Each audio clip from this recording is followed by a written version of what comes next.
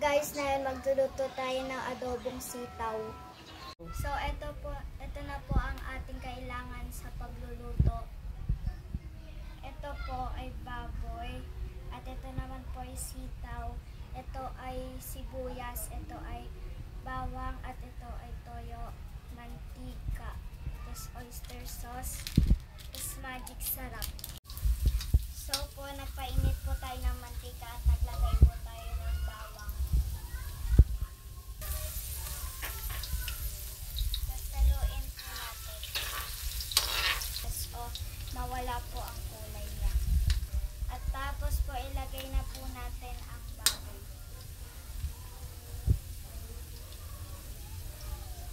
Baba. Tapos po, haluin po natin. Ngayon guys, buksan na natin at haluin natin. Hintayin po natin na mag-brown siya. Haluin po natin.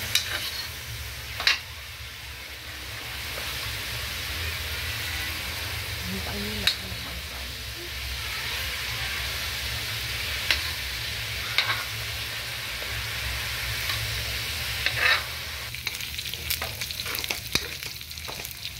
Ngayon po guys, ilagay na natin ang toyo.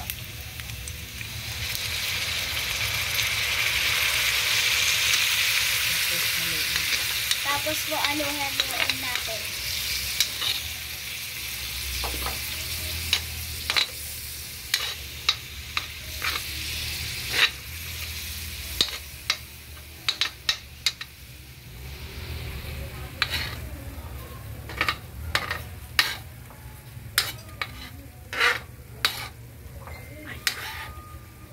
Ayan. Naluto na. Tapos ngayon po, maglagay po tayo ng kaunting pamintang durog. Tapos haluin po natin.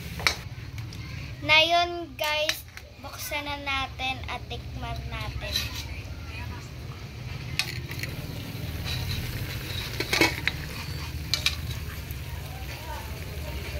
At kumukulo po siya. Yan po, kumukulo po siya.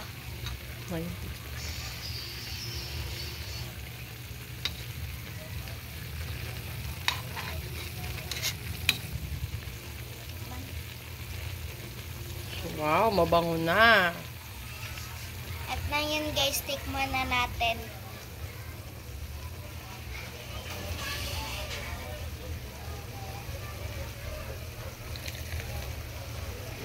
Ang sarap. Ngayon guys, papatikim na natin kay Kuya JM.